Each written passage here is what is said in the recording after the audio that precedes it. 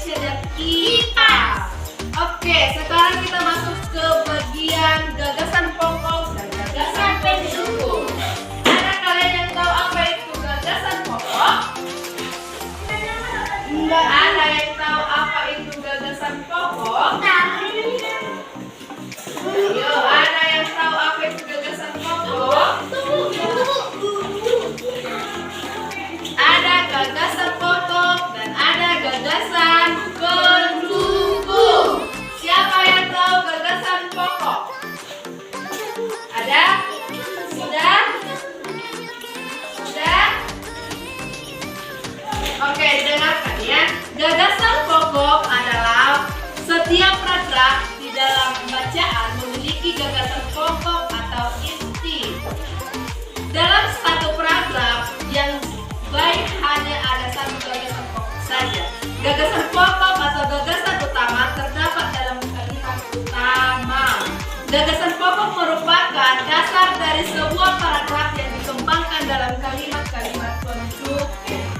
Apakah kalian sudah mengerti? Sudah. Oke, sekarang kita masuk ke dalam gagasan pendukung. Ada yang tahu apa itu gagasan pendukung? Ada yang tahu apa gagasan pendukung? Gagasan pendukung adalah gagasan yang mendukung atau menjelaskan gagasan pokok. Gagasan pendukung umumnya menyatakan lebih dari satu kalimat yang disebut kalimat pendukung. Ada juga dibilang di sini gagasan pendukung adalah ide tambahan uraian. Di sini dikatakan uraian atau informasi pelengkap yang disampaikan untuk menjabarkan ide pokok. Ada kalian tahu apa itu ciri-ciri gagasan pokok? Ada yang tahu apa itu ciri-ciri gagasan pokok? Ada? Ada? Tidak. Oke, ciri-ciri gagasan pokok adalah salah satunya mendominasi bahasa dalam paragraf. Yang kedua, topik utamanya bisa dijelaskan secara terperinci atau melalui kata-kata penjelas. Yang ketiga, jika letaknya di akhir paragraf, biasanya diletakkan dengan kata kunci seperti kesimpulan. Yang keempat, jika berdiri sendiri dalam satuan kalimat, maka kalimat tetap memiliki arti yang jelas. Yang kelima, tujuan dari gagasan pokok adalah untuk menjelaskan gagasan pendukung agar penjelas menjadi lebih detail. Sudah mengerti? Sudah. Oke, sekarang kita masuk ke dalam ciri-ciri gagasan pendukung. Ada yang tahu apa itu ciri-ciri gagasan pendukung? Tidak ada yang tahu? Oke, didengarkan. Ciri-ciri gagasan pendukung adalah sebagai berikut. 1. Kalimat pertama biasanya menyajikan topik yang akan dibahas dalam paragraf. Istilahnya, kalau kita membahas suatu bencana alam, berarti kita mengambil gagasan pendukungnya itu adalah topik yang kita sajikan itu, topik yang kita bicarakan itu berarti bencana alam. Yang kedua, kalimat topik harus menyajikan slide atau gagasan utama, berarti dia harus mempunyai gagasan utama. Dalam satu gagasan pendukung, dia harus mempunyai suatu gagasan utama. Yang ketiga, dalam beberapa kalimat ada fakta mengenai topik penjelasan. Berarti di dalam bencana alam tadi, berarti itu yang kita ceritakan itu harus fakta. Istilahnya tidak bisa berhayal kayak gitu. Istilahnya di situ ada bencana alam. Berarti kita itu yang bercerita aja kita itu kan, bukannya yang nyata yang kita kasih tahu itu kan. Yang keempat, setelah kalimat topik ada fakta spesifik yang mendukung topik tersebut. Contohnya adalah jelaskan bagaimana setiap fakta terjadi. Berarti apa? Kenapa bisa terjadi bencana alam? Kan ada pertanyaannya kan? Yang kelima, memiliki jumlah yang lebih dari satu paragraf. Yang keenam, tidak bisa berdiri sendiri. Yang ketujuh, bentuk gagasan pendukung adalah berupa data, uraian, pernyataan, contoh, rangkaian, dan peristiwa. Yang terakhir, gagasan pendukung umumnya menggunakan konjungsi. Oke, Yang terakhir kita masuk ke dalam materi perubahan wujud benda. Ada yang tahu itu apa perubahan wujud benda? Perubahan wujud benda. Ada kalian tahu apa itu perubahan wujud benda? Didengarkan ya. Perubahan wujud benda adalah salah satu bentuk terjadi gejala perubahan pada suatu benda menjadi berbeda wujud. Istilahnya, kalau kita mengambil es dari apa? Dari kulkas. Kalau kita mengambilnya, pasti itu masih beku kan? Nggak pernah es kalau di kulkas itu cair. Nggak pernah kan? Yang ada membeku. Kalau kita keluarkan es itu dari kulkas, so pasti dia akan meleleh, mencair kan? Itu yang dikatakan dengan perubahan wujud. Penyebab perubahan wujud itu perubahan pada wujud suatu benda tentu bukan tanpa sebab. Itu tanpa sebab ya. Itulah sebabnya dalam proses perubahan zat tersebut terjadi gejala-gejala yang bisa dikenali secara langsung maupun lewat alat bantu. Oke, di bawah ini ada beberapa contoh benda yang mengalami wujud. Apa itu? Apa benda yang kalian tahu yang mengalami wujud? SS. Satu. Baru apa lagi? Menyuplin. Tahu kalian menyuplin apa itu? Kapur barus. Biasanya itu dibuat ke lemari pakaian. Biar pakaiannya itu harum. Apakah kalian mengenal itu? Bukan.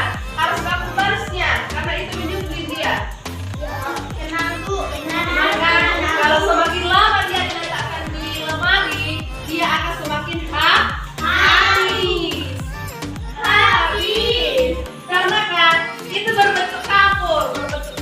Semakin lama dia diletakkan di lemari, maka dia akan semakin habis, semakin harum. Oke, dengarkan ya beberapa contoh benda yang mengalami wujud. Satu, suhu. Semakin tinggi suhu, maka perubahan zat akan berlangsung lebih cepat. Yang kedua, ukuran benda. Ada kalian di sini tengok ukuran benda? Ada nomor 1, nomor 2, nomor 3. Di sini berbeda bentuknya kan? Ada yang kecil, ada yang sedang, ada yang besar. Ukuran benda adalah ukuran benda berukuran lebih mudah mengalami perubahan daripada benda berukuran besar. Yang ketiga, jumlah zat. Zat dengan jumlah lebih banyak akan lebih sulit mengalami perubahan macam-macam perubahan wujud benda. Yang keempat, membeku. Itu tadi membeku. Kalau kita mengambil es dari kulkas, pasti dia akan membeku. Setelah kita mengeluarkan es itu dari kulkas, dia akan mengalami perubahan wujud. Dia akan menjadi cair. Maka membeku perubahan wujud benda dari cair menjadi padat disebabkan karena adanya pendinginan atau penurunan suhu. Contohnya es. Yang kelima, mencair. Apakah kalian pernah makan es? Pernah. Kalau sudah kita ambil dari kulkasnya itu, padahal esnya itu belum kita makan, dia nggak utuh lagi, dia sudah mencair. Oke, perubahan wujud dari padat menjadi cair disebabkan karena adanya perubahan atau kenaikan suhu. Contohnya es. Yang keenam, menguap. Pernah kalian memasak teh? Pernah. Kalau sudah mendidih dia, apakah dia menguap? Dia menguap. Menguap perubahan wujud dari cair menjadi gas disebabkan karena adanya pemanasan atau kenaikan suhu. Contohnya air yang dimasak di dalam kompor.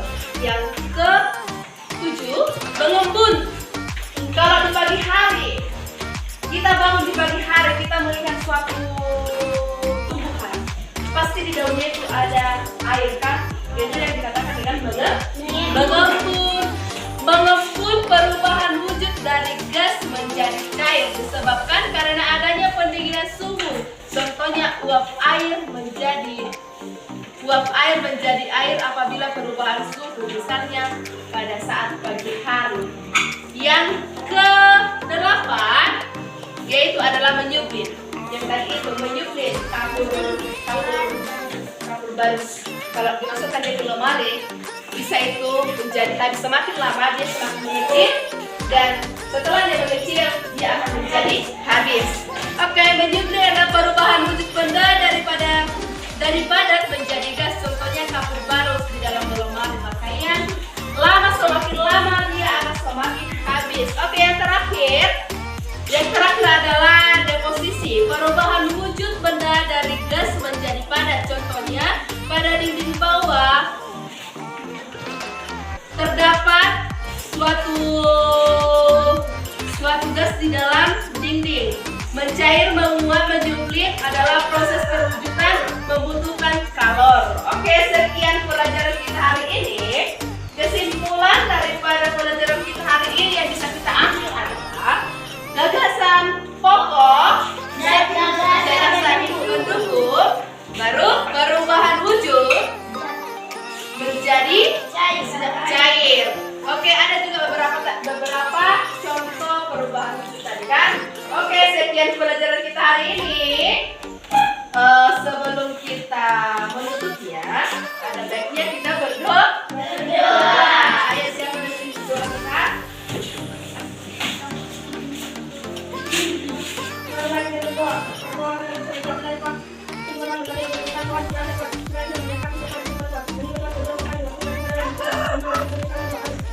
Oke, sekian pelajaran kita hari ini. Selamat pagi.